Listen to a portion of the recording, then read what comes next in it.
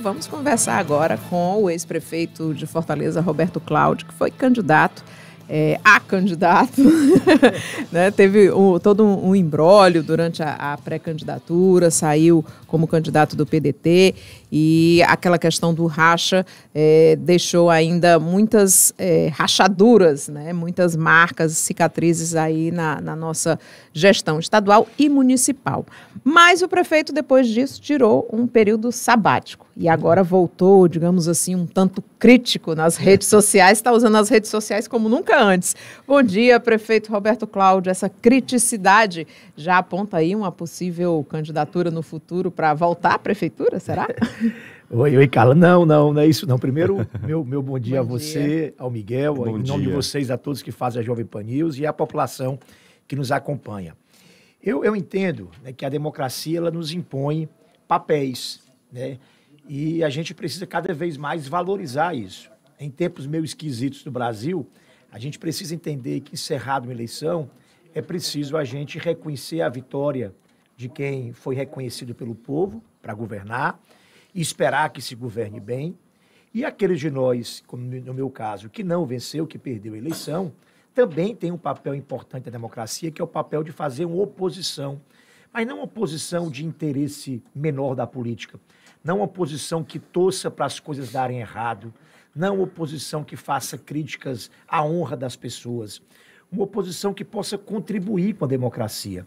De eventualmente reconhecer coisas boas e apoiar medidas que são acertadas, mas quando entende que há erros, que há riscos, que há perigos, que há possibilidades de colocar, né, ganhos sociais e econômicos do Estado, né, sob algum tipo de ameaça, é preciso que a oposição possa alertar, criticar, e não só criticar por criticar, inclusive apontar ideias e soluções. E é esse o papel que a democracia me impôs e é esse papel que eu irei cumprir com muita responsabilidade, com muito equilíbrio, porque, ao final, a despeito do papel do governo e da oposição, a gente tem que estar defendendo o Ceará, a vida dos cearenses, o melhor para o Ceará. E é isso que eu tentarei fazer com muita serenidade e equilíbrio ao longo desses próximos 4 anos, que é o tempo do governo do atual governador eleito Elmano e é o tempo em que eu também cumprirei o meu papel de oposicionista. Prefeito, existe alguma determinação dentro do PDT, né, para liberar os seus filiados a atuarem na oposição ou integração de governo? Inclusive, temos secretários que são ligados ao PDT. Ou ainda não foi debatido nada sobre isso? Miguel, vocês acompanharam, a Carla já falou um pouco sobre isso, né, de quão conturbado foi esse processo interno do partido, tanto de definição de candidatura, como depois da própria eleição. Isso deixou, claramente, não há segredo nisso, isso deixou, né, divisões, fraturas, né, que persistem. Então, acho que até uma decisão sábia, o presidente André Figueiredo, até esse momento agora, ainda não sinalizou a posição oficial do PDT, não reuniu o partido para sinalizar se o PDT seria governo ou oposição. Por essa razão, dentro do mesmo partido, convivem, né, filiados e mandatários, deputados, vereadores, alguns defendendo o apoio ao governo, outros, como eu, fazendo já um papel de oposição e outros defendendo uma independência do partido. Então, eu diria que a repercussão do ano passado, né, das divisões do ano passado, ainda persistem existindo. E, independente disso, a oposição não se faz apenas dentro do partido ou dentro de um parlamento. A oposição se faz interpretando principalmente a opinião pública, conversando com os setores da universidade, com quem pensa, com quem estuda, com quem formula, com os movimentos sociais organizados, com o setor empresarial, principalmente se conectando com a sociedade civil organizada, né, que você pode fazer uma oposição mais qualificada, mais bem informada e interpretando, na verdade, as angústias, as preocupações da população e, eventualmente, inclusive, apoiando medidas que a gente considere importantes para o estado do Ceará. Prefeito Roberto Cláudio, só para os nossos ouvintes terem conhecimento, a gente costuma, no jornalismo, chamar a pessoa ainda pelo último cargo que ela ocupou, pelo cargo mais importante que ele ocupou. No caso, o prefeito, ex-prefeito, a gente continua chamando de prefeito, Roberto Cláudio. Nas suas críticas, o senhor fala da questão do ICMS, né, da mudança que o governador Eumano pretende fazer na estrutura do governo do Estado, mas aí as pessoas que veem suas críticas também perguntam, e o que é que ele vai comentar sobre, por exemplo, a taxa do lixo, que a gente acabou de falar aqui, que vai ser cobrada em 2 meses, e também sobre a questão do aumento das regionais, né, que passaram de 7 para 12. Então, eu queria que o senhor se posicionasse em relação a isso, a quem vê as suas críticas ao governo do Estado, mas deixa de lado as críticas à prefeitura. Carla, eu aprendi na política que quando não há possibilidade de você comentar ou criticar o argumento, você ataca a pessoa, né? Isso é da política, não é do Brasil, não, é do mundo. Quando o argumento que você apresenta ele é indefensável, então vamos tentar atacar a pessoa para desmoralizar o argumento. E o pior é que alguns ataques pegam. Nesse caso, e essa é uma grande oportunidade, eu estou aqui na rádio exatamente para isso, para esclarecer. Primeiro que, se isso tivesse acontecido de fato, se houvesse uma responsabilidade deliberada, no caso da prefeitura, de ter criado o cargo, de ter aumentado o imposto à época, mesmo assim, a crítica que eu faço nesse momento precisava ser respondida no argumento. Entretanto, deixa eu explicar, na regional foi exatamente o contrário. Eu estou só sendo coerente com o que eu fiz. A gente tinha 7 secretarias regionais, todas com secretários e subsecretários, que eram os executivos, e nós juntamos todas em uma só, que é a Secretaria da Gestão das Regionais. Os secretários executivos que hoje existem, os regionais, que são 12 territórios, eles são os executivos, os segundos de antigamente. Todos os contratos foram para uma secretaria só. O que a gente fez foi uma economia de custo. A gente não foi criado nenhum cargo novo em lei. A gente, na verdade, pegou 7 contratos de asfalto, limpeza que existiam nas regionais e colocamos tudo dentro de uma só. Fizemos exatamente, coerentemente, o que eu estou defendendo que o governo faça agora, que é uma medida de eficiência e redução de custo. A taxa do lixo que foi aprovada, taxa nunca é popular, né? Nunca é popular. Mas é bom que se diga que isso é uma obrigação legal, isso não foi uma opção do prefeito. Diferente de aumentar imposto, que é uma lei que você toma a decisão de aumentar ou não, a taxa é uma lei federal que obrigou, tanto que Fortaleza e todas as capitais do Brasil, 100% delas, vão ter a obrigatoriedade de ter uma taxa, porque essa é novo marco da lei do saneamento, obrigou as cidades a fazê-lo. E aqui, agora a prefeitura fez ainda com um atenuante. Você acabou de falar aqui na entrada, com 70% de isenção. 70% as pessoas mais pobres não pagaram essa taxa, diferente de um imposto. Quando você aumenta o ICMS, no caso da energia e do óleo, não é só quem tem carro que vai pagar isso, não. Isso chega na laranja, no arroz, no feijão, porque todo produto paga frete. Na hora que você mexe com insumos básicos, que a gente chama, que é energia e combustível, transporte, o ICMS disso, isso vai impactar o preço e normalmente quem paga mais quem mais sofre com isso são os mais pobres, porque diferente do pessoal mais rico, que boa parte do que ganha guarda, quem é mais pobre gasta 100% do que ganha. Então, normalmente, quando você aumenta o ICMS, você está impactando a vida dos mais pobres. Mas o senhor há de reconhecer também que com essas mudanças que aconteceram ainda no final da gestão do governo Jair Bolsonaro e que afetaram sem dúvida os governos, né, os estados, a arrecadação dos governos ficou prejudicada. E isso também prejudica novas escolas, novos hospitais, né, todo o atendimento à população. Deixa eu só... A gente acabou entrando no meio e eu não dei um passo para trás para poder a população entender o meu posicionamento em relação a essas matérias. Eu acabei de dizer que eu vou ser uma oposição construtiva e que muitas vezes vou apoiar medidas que eu julgo corretas. Eu costumo dizer que quem foi governo 8 anos como eu fui não tem o direito de fazer uma oposição irresponsável, porque você viveu na pele a tarefa de ser governo. Então, eu quero ser muito equilibrado e justo no papel da oposição. Mas acho, honestamente, uma ameaça e um risco extraordinário ao Estado do Ceará, o que está sendo proposto. E há nisso, Soraya, e Miguel, uma coisa de concreto e de simbólico. Esse é o primeiro ato administrativo do atual governador. É a primeira mensagem que se envia para casa. Isso é cercado de simbolismos. claramente, a situação financeira do Estado não é de agora, pelo que está acontecendo, é uma situação fiscal muito desafiadora. A situação econômica é grave. E imagino que esse aumento de imposto, a redução de tributo de incentivo fiscal para as empresas que estão no interior, por exemplo, seja uma medida para poder colocar dinheiro no caixa, porque o caixa está em déficit. Isso, por si só, eu vou comentar, quais são os riscos dessas medidas. Mas como é que você vai explicar para a população que o governo, no primeiro momento, está pedindo um sacrifício de todo mundo, porque sacrifício não é do empresário, é do cidadão. Na hora que você aumenta o imposto, você está sacrificando 100% da população. Você está pedindo esse tipo de sacrifício como uma medida para ajustar as contas e, do outro lado, você não está criando uma secretaria, Carla Soraya. São 17. São 10 secretarias, mais 7 assessorias com status de secretaria. Uma pancada de secretarias executivas, um conjunto de órgãos novos que não são despesas temporárias, são em lei. Isso vai entrar no custo do governo a partir do próximo mês, o resto da vida. Então, você está impondo, de um lado, despesas. Como é que você vai explicar para a população, olha, a situação financeira do Estado é grave, está claro que está grave, e eu preciso de sacrifícios. E a primeira medida que o governo poderia fazer para simbolicamente dar o exemplo, que é cortar gasto, ele está fazendo o contrário. Ele está mandando uma reforma, que não é reforma, é criação de cargo. Bom que se diga que boa parte desses cargos já foram anunciados em dezembro por quem serão ocupados. Então, claramente, uma composição política. E composição política, eu não estou criticando. Eu só estou questionando, nesse momento agora, que se faça isso no momento em que o Ceará vive uma crise fiscal. Então, são mensagens que não se comunicam.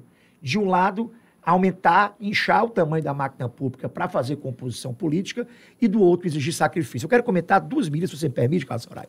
Que uma é o aumento da tributação. O estado do Ceará é um estado que fica longe da matéria-prima e longe dos grandes centros que compram, dos mercados consumidores.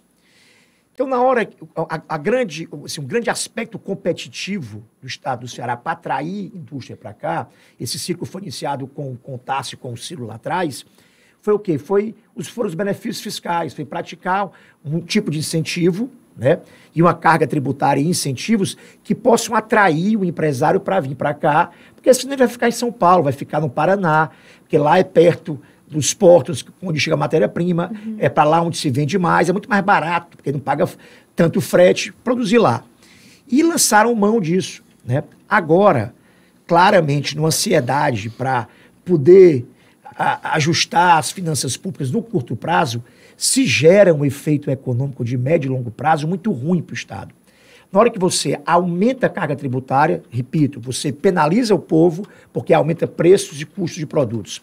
E segundo, você cria um ambiente para a produção, para quem empreende, muito menos animador. A outra coisa grave também são os benefícios. Os benefícios são contratos. Você imagina um empreendedor de Santa Catarina que vem aqui mandar uma fábrica de sapato no Sertão Central. Isso é joia para o nosso povo. Emprego hoje, nós temos quase 400 mil desocupados no Ceará. Hoje, emprego é a grande prioridade para qualquer projeto de desenvolvimento de qualquer estado do Brasil. Isso vale para o Ceará.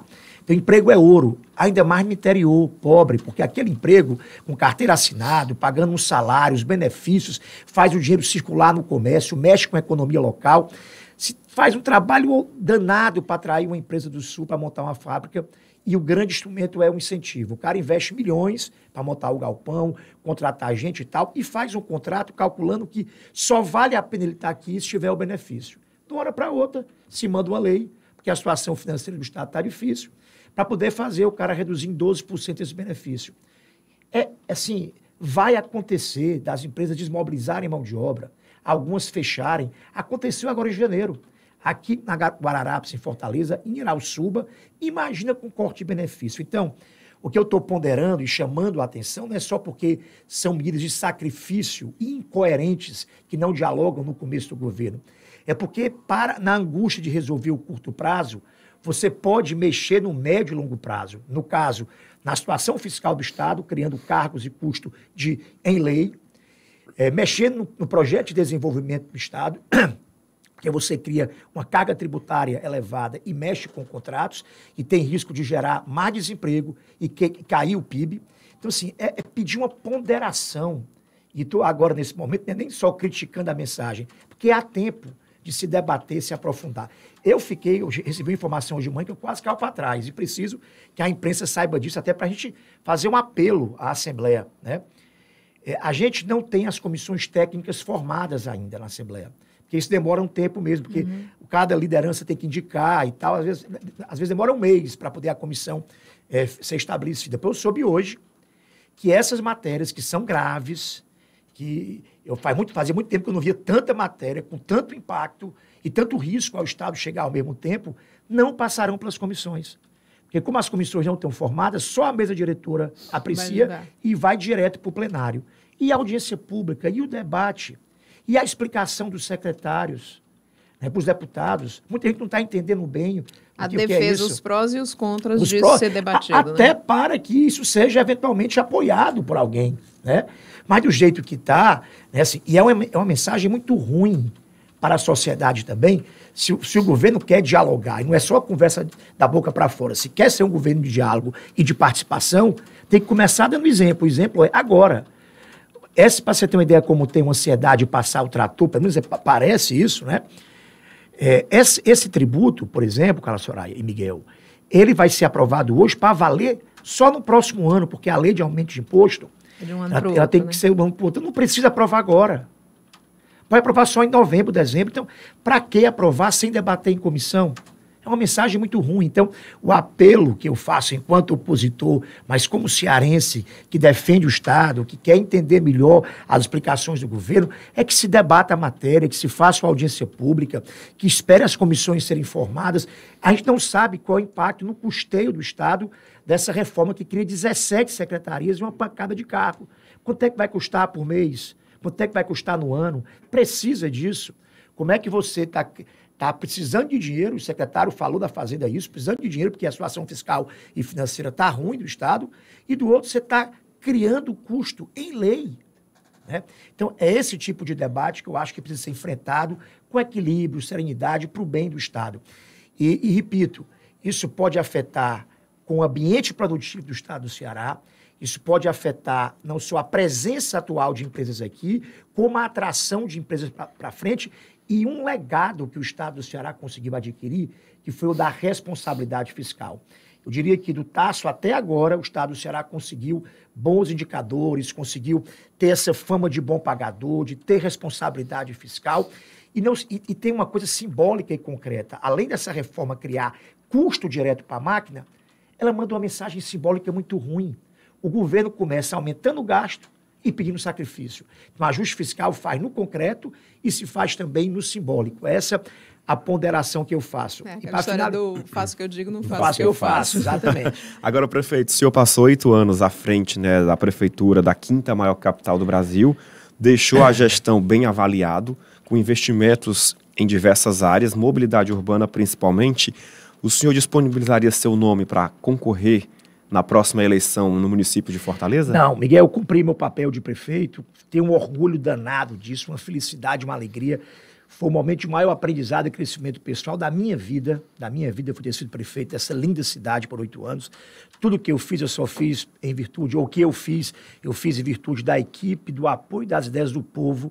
Isso foi para mim histórico e transformador, mas eu dei minha contribuição. E esse capítulo é um capítulo da minha vida que eu tenho muito orgulho, mas que se encerrou. Eu quero continuar nesse papel agora de fazer uma oposição, e não é só oposição pela oposição, é fazer política do lado de fora dos governos. Eu passei 14 anos de mandato. Comecei como deputado estadual, à época fui candidato junto com o governador de oposição, à época que foi o Cid, ganhamos a eleição, ele ganhou, eu ganhei também para deputado, e desde então as circunstâncias me colocaram sempre do lado do governo, como deputado e como prefeito. E agora a minha circunstância é não ter ganho a eleição e fazer oposição, e quero fazê-lo estudando. Eu li essas mensagens inteiras, eu mesmo, do começo ao fim, porque acho que nosso papel é se informar para fazer uma crítica quando ela existir, bem informada, que ajude a população a refletir e, ao mesmo tempo, reconhecer decisões corretas. Por exemplo, dentro dessas mensagens, há uma iniciativa de fazer um programa de combate à fome. Está certíssimo. Eu propus isso na minha campanha. É preciso um grande esforço humanitário de evitar que a fome exista no Ceará. Mas é preciso, e apoio demais essa mensagem, mas é preciso também que se estabeleça um projeto de desenvolvimento. Eu estava esses dias examinando, a gente tem hoje 1,4 milhões de cearenses na extrema pobreza. Extrema pobreza é a pessoa ganhar menos de R$300 por mês. Temos mais de 4 milhões de cearenses vivendo com menos de R$750 por mês, que é pobreza. Muitas dessas pessoas vivendo em situação de insegurança alimentar. Combater a fome tem que ser um esforço permanente, mas a gente tem que tirar esse pessoal da pobreza. Tão importante quanto esse projeto de combate à fome é outro projeto que gera emprego, que gere saída para o crescimento. O nosso PIB, o Ceará tem 4% da população e só tem 2% do PIB do Brasil. Então tem que ter um projeto que crie uma circunstância no Ceará em que a gente possa fazer a economia crescer e gerar mais emprego. E essas medidas que estão aí estão gerando mais emprego só para a política, só para dentro do governo, só para dentro da máquina pública.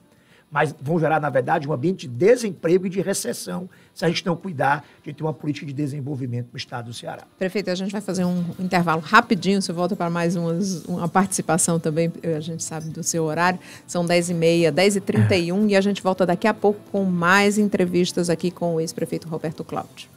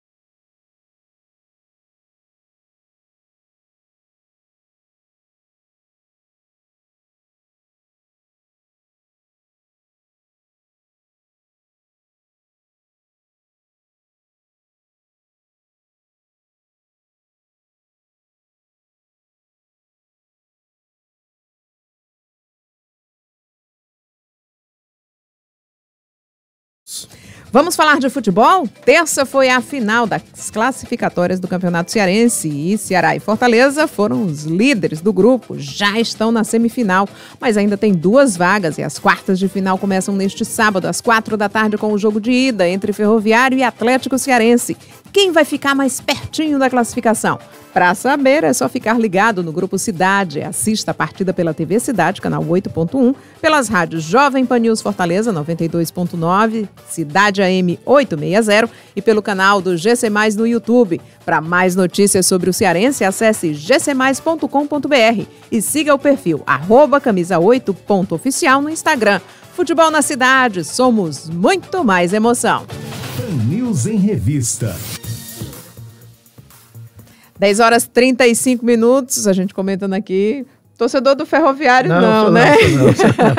Não. Eu sou por conta do meu pai, mas a gente está torcendo aí para o nosso campeonato cearense, para o Ferroviário também voltar aí a se destacar. Mas a gente continua a conversa aqui com o prefeito Roberto Cláudio, não falando sobre jogo futebol, mas o jogo da política, né? O jogo das eleições. E a gente começa com uma pergunta que o grupo Ferreira Gomes e o prefeito Roberto Cláudio eram muito unidos junto com Camilo Santana, mas aí essas últimas eleições quebraram um pouco essa união. O senhor é muito ligado ao Cid Gomes, né? E acabou com esse racha que teve PT e PDT, ficando mais ao lado de Ciro Gomes. Como é que está a relação Roberto Cláudio e Cid Gomes? Roberto Cláudio e Camilo Santana. A gente teve um enfrentamento eleitoral, agora político, né? Em que eu fui candidato e o ex-governador Camilo e o seu partido tiveram outra candidatura. Então, isso naturalmente, né, durante o período eleitoral e após o período eleitoral, acabou nos colocando em palanques distintos, né? E esse é o cenário atual. O atual governador, que foi eleito com apoio do governador Camilo, está no governo e eu estou na oposição. Então, hoje essa é a relação a despeito, né, de eu sempre manter com as pessoas, mesmo com quem eu tenho diferenças de natureza política, tento manter relações pessoais cordiais, sabe? Conviver com cordialidade, com respeito. Graças a Deus não tenho inimigos na política, tenho adversários, muitas vezes, de enfrentamentos ou de ideias, né? E basicamente é isso. O ex-governador Cid permanece, a gente está no mesmo partido ainda, né? E tivemos algumas reuniões do partido recentemente, ao final do ano. A gente fez parte de uma comissão pós-eleitoral para definir o posicionamento do partido e fazemos parte dessa mesma comissão, né? Mas, repito, acho que a política tem que ser feita com cordialidade e respeito pessoal, independente dos enfrentamentos políticos eventuais que a gente, ou diferenças políticas eventuais que a gente tenha. Dá para ir para festa de aniversário, churrasco no fim de semana. Não tem nenhum problema de conviver com ninguém na política, não, graças a Deus. Tenho tentado manter isso como uma... Até porque isso faz mal a gente, sabe? Eu costumo dizer que raiva, né, ficar de mal, né, das pessoas, né? Rancor, é algo que é muito mais nosso do que do outro, né? Faz mal é a gente aqui dentro. Então, acho que a gente tem que levar a vida com leveza, com respeito, claro, com coerência e com dignidade. Dignidade a si mesmo e coerência com suas convicções, mas com leveza e com respeito às pessoas. Acho que essa é a melhor forma de ser feliz e eu quero fazer política com felicidade. Perfeito. Agora, prefeito, em relação, né, ao outro candidato, o capitão Wagner, né, disputou o Palácio da Abolição junto com o senhor, Elmano de Freitas, em outubro do ano passado, e agora a gente percebe o seu retorno, né, mais massivamente nas redes sociais, fazendo visitas políticas institucionais também. E aí, capitão Wagner assumiu agora a Secretaria da Saúde, né, do município de Maracanaú, região metropolitana, município importante para o nosso estado. Como é que o senhor avalia, né, essa mudança, né, de deputado federal, né, a vaga ficou ocupada pela esposa dele, concorreu ao Palácio da Abolição, não foi bem sucedido, agora está numa pasta da saúde, uma pasta muito criteriosa, né? Como é que o senhor avalia essa mudança do candidato capitão Wagner? Detalhe, sem ser técnico em saúde, né? Eu vi uma entrevista, acompanhei pela imprensa, ele dizendo, me pareceu até um gesto, assim, franco, dizendo que não tinha experiência administrativa, nunca teve, realmente ele nunca governou nada na área pública, e que ele estava indo para essa missão para tentar testar, né, a sua experiência, ou ganhar a experiência, né, e tentar fazer alguma coisa concreta na gestão pública, né. Desejar boa sorte, é o que eu tenho a dizer, né, desejar boa sorte porque, enfim, a gente torce para que a população, né, tenha seus direitos assegurados, tenha melhoria da qualidade de vida e torcer que ele possa fazer lá um bom trabalho. É isso que eu desejo, é boa sorte para ele. E como eu disse, eu no dia da minha derrota, Miguel, que eu perdi na última eleição, na mesma noite eu liguei para o Elmano para parabenizá-lo pela vitória e na mesma noite liguei para o capitão, ambos ali, vereador Trumon, e liguei para o capitão também para saudá-lo, ele tinha sido derrotado também, porque acho que tem que ser assim, sabe? A gente vive tempos no Brasil em que a política tem sido objeto, né, de disputas, de raiva, de rancor, dentro de casa, né? Ou a gente dá exemplo, né, ou a gente é difícil de cobrar. E eu quero dar exemplo, né, tendo relações cordiais com adversários com quem eu eventualmente possa ter profundas divergências, né, ou diferenças de ideias de concepção. Mas isso não justifica eu destratar ou andar atacando as pessoas e tal. E não espere, eu não vou fazer uma oposição ao longo desse tempo às pessoas. Eu quero fazer uma oposição às ideias que eu discordar. E, eventualmente, se o capitão não acertar lá no Maracanaú, apesar de eu ser... eu estou agora fazendo política no estado inteiro, eu vou cobrar dele, vou criticar também lá. E se ele acertar, eu vou reconhecer, como farei também como o Elmano. Tocar a política em torno de propósito e não em torno de sentimentos. Prefeito, para a gente encerrar a nossa conversa, eu acho que eu vou perguntar se ficou essa lição ou se o PDT ainda vai manter a mesma logística, né? O que houve para a escolha do nome para o governo do Estado é que ficou entre 4 nomes, o seu, do deputado Mauro Filho, do Evandro Leitão, deputado Evandro Leitão, e da governadora Isolda Sela. Então ficou aquela celeuma, quem vai, quem não vai, no final das contas acabou o racha que deu no que deu e que a gente acompanha hoje, né? Então, assim, o senhor acha que na próxima eleição o PDT já vai vir com o nome certo? Ou ainda essa história de vamos escolher e divulgar 4 nomes e todo mundo viaja, vai nas comunidades, vai não sei aonde, não foi desgastante? Não, eu acho o seguinte, sabe, Carla Soares, se a gente depende do nível de verdade que um processo dele se sedimenta. Se for uma disputa democrática em que se tem um critério e ao final dele um sai escolhido e os demais topam em acordo que o escolhido terá o apoio dos demais, como aconteceu no passado. A disputa para prefeito, a candidatura em que a gente, no processo em que o Sartre foi escolhido, nós tínhamos 5 pré-candidatos. E tivemos um processo, ao final deles, outros 4 apoiaram. E havia esse entendimento. Eu não acho nem que o processo em si seja desgastante. Ele, inclusive, dá vida democrática ao partido. Ele tira o poder dos tuchais, né, da escolha de baixo para cima, da sacada do bolso, né, ou de atender à vontade do poderoso, né, de quem ele quer que seja o candidato, para dar espaço para que a democracia partidária se estabeleça. Então, eu acho que o processo em si não foi errado. Eu acho que o partido ganhou com aquilo. O ruim foi o day after, né? O outro dia. Porque os entendimentos estabelecidos anteriores, que em um saindo receberia o apoio do outro, não os concretizou. Mas isso aconteceu. A gente não pode chorar mágoas. Deixa eu dizer, isso é uma página virada. A gente não alimentar, eu acho que não fará bem para o partido estar revisitando esse momento do partido com mágoas. Uhum. A gente tem cada um tirar lições do que viveu, né? Entender que o partido precisa de democracia, conviver com opiniões distintas dentro do mesmo partido não é ruim, eu acho que isso dá vida ao partido. O que tem que ter é critério, é estabelecer regras e quem não segui-las ou não está à vontade, seguir o seu próprio caminho. Mas foi uma questão que aconteceu também junto ao PSDB nacional, na questão da escolha para presidente, que o Dória saiu vencedor, mas aí teve aquela celeuma com o Eduardo Leite, que se candidatou, depois não se candidatou, e entrou o Tasso Gereissati. No final das contas, o PSDB se tornou um partido enfraquecido depois de tudo isso. E o que representou o PSDB no país e o que hoje ele representa acabou se diluindo nessa disputa, né? O PDT não... Olha, outros partidos, o PT tem uma tradição de fazer isso, né? De ter disputas internas, de ter chamadas teses, prévias, né? As prévias, e nem por isso, eventualmente, deixa trauma. Normalmente os traumas são muito mais porque os acordos não são cumpridos do que muito mais porque o processo em si não é saudável. Eu, pessoalmente, acho que uma discussão anterior à eleição, debater, e não é debater só as pessoas, é aproveitar o ambiente do partido para debater a ideia. A quantidade de coisa que eu aprendi, que eu estudei, que eu conheci na minha pré-campanha, me deu uma maturidade e um conhecimento que, se eu tivesse virado candidato do bolso de alguém, certamente eu chegaria muito mais despreparado à condição de candidato. E se fosse governador, do que eu tendo sido um pré-candidato que fui atrás de conversar com o movimento social, com o sindicato, com o empresário, com a universidade, fui conhecer o interior, com o prefeito, com o vereador. Isso vai dando riqueza de conhecimento e preparo a um candidato que eventualmente se torne candidato e eventualmente ganhe a eleição. Então, acho que o processo em si, ele é benéfico, sabe?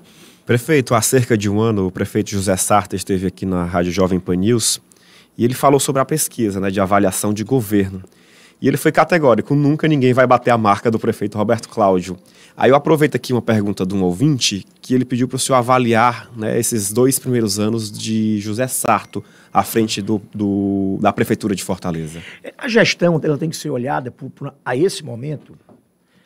Primeiro a gente avalia uma gestão quando ela acaba, ela está no meio dela, né? E a esse momento você tem que avaliar por coisas objetivas. Primeiro, a situação fiscal da Prefeitura. Se uma Prefeitura está quebrada, né, e não tem investimento público, ela não consegue atender, por mais boa vontade que tenha um prefeito e um secretário, a população. A Prefeitura fez um investimento de mais de R$1 bilhão ano passado. A Prefeitura tem uma situação fiscal hoje equilibrada. Isso é uma dimensão importantíssima da gestão. Uma segunda questão importante é que todas as obras que eu deixei em andamento continuaram. Nenhuma ficou parada. Isso é uma coisa importante. A gente vê o aquário hoje que não está parado, né? O anel viário parado hoje, tem obras paradas no estado do Ceará, né? E a gente em Fortaleza teve continuidade de todas as obras que foram deixadas por mim. O conjunto de compromissos que o prefeito sinalizou como compromissos novos de campanha, né, já foram muitos deles instalados. Aumentar o tempo integral, aumentar as creches em tempo integral, criar um crédito para mulheres empreendedoras, fazer um programa de capacitação para a juventude na área digital. Então, também tem um conjunto de programas novos em andamento, né? Então, eu diria que, primeiro, a esse tempo, você não pode avaliar uma gestão de 4 anos em 2 anos. Você tem que avaliar ao final dela. E se você for avaliar por elementos objetivos e práticos, o prefeito Sarto tem dado conta não só de continuar o que é bom, como de corrigir algumas coisas que eu deixei que não eram tão boas, como de deixar a sua marca e manter o equilíbrio fiscal do município. Então, essas são marcas muito positivas e que certamente irão florescer em resultados cada vez mais visíveis ao longo desses 2 últimos anos. Só falando em investimento, eu quero voltar ao governo e ao meu papel da preocupação fiscal que eu tenho com o Estado, né? O Estado do Ceará manteve uma tradição até recentemente, que era de um lado ser um bom pagador, manter as contas em dias, e do outro, de manter um alto nível de investimento público. E o que é investimento público para a população entender? Isso é só dinheiro? Não, é dinheiro que vira obra na ponta. Estrada, açude, escola, hospital. Um Estado que não tem investimento público, ele não consegue atender às demandas sociais da população, principalmente mais carente. Qual é o problema? Ano passado, o Estado investiu em torno de 3,5 bilhões de reais, em torno de 10, 11% de todo o orçamento, das receitas do orçamento, né? Esse ano, gente dentro do governo, está falando que o investimento deve chegar a 1,5. É quase um terço. É quase um terço do que foi ano passado. Claro, vamos esperar consolidar o ano, mas essa é uma informação de técnicos de dentro do governo, né? Então, isso em si mesmo já vai representar, na perspectiva da população, uma redução dos benefícios que vão chegar na ponta. Então, uma coisa é o discurso, né? Uma coisa é a vontade, o desejo. E eu fui governante, eu fui gestor. Eu sei quantas vezes você tem um desejo de fazer, promete fazer, acha que vai fazer, mas na hora que olha para o caixa não tem dinheiro para fazer. Então, o tanto que você prometeu fica desse tantinho, porque o dinheiro não dá conta de cumprir o compromisso e o desejo. Então, por essa razão, é que a gente precisa ficar muito atento e voltando ao meu papel de cobrador, de monitorador, né, para acompanhar essa coisa é importante até para que imprensa, universidades, né, a sociedade civil organizada possa saber o que está acontecendo, possa cobrar e possa ajudar também o governo a buscar o entendimento, o encaminhamento e as soluções para os desafios que o Estado tem. Tá certo. Essa foi nossa entrevista com o ex-prefeito Roberto Cláudio, que veio aqui esclarecer algumas coisas, né? Falar um pouco mais sobre o que ele anda fazendo. E a gente espera que o senhor retorne aqui trazendo mais informações também. Será um prazer. Muito obrigado por esse espaço. Queria agradecer também estar aqui o Romero, a Maiara. Agradecer a você, Miguel, a Carla, em nome de todos que fazem a Jovem Pan. Prazer para mim. Desejar, obviamente, primeira vez que eu venho aqui, né, já viu falar de problema, desejar, obviamente, boa sorte ao governador, porque é importante, né, que as coisas caminhem bem, mas preciso alertá-lo que esse primeiro momento tem muita preocupação, risco e ameaça que ele poderia refletir melhor. A primeira e mais importante é não deixar que matérias tão graves como essa não passem pelas comissões da Assembleia e não tenham um debate mais aprofundado, até para poder corrigir ou consertar alguma impressão, por exemplo, que eu estou tendo delas, né? Então é muito importante que o Estado possa ganhar tempo e a população ter mais informação. Eu acho que essa é uma primeira mensagem política muito saudável. Diálogo e participação não pode ser só discurso, tem que ser prática. E essa é uma primeira oportunidade de mostrar que há um desejo de dialogar e de discutir com a população essas mensagens. Muito obrigado pelo convite. Um excelente fim de semana e um bom pré-carnaval, já que o prefeito Roberto Cláudio é um grande folião. Eu tive o Carlitos Pamplona na semana passada e estou ainda planejando com a Carol se vou hoje ou para a Praça do Ferreira ou para o Mercado dos Peões. Mas eu quero ver se eu faço uma agenda de pré-carnaval hoje, que amanhã eu não vou poder, não.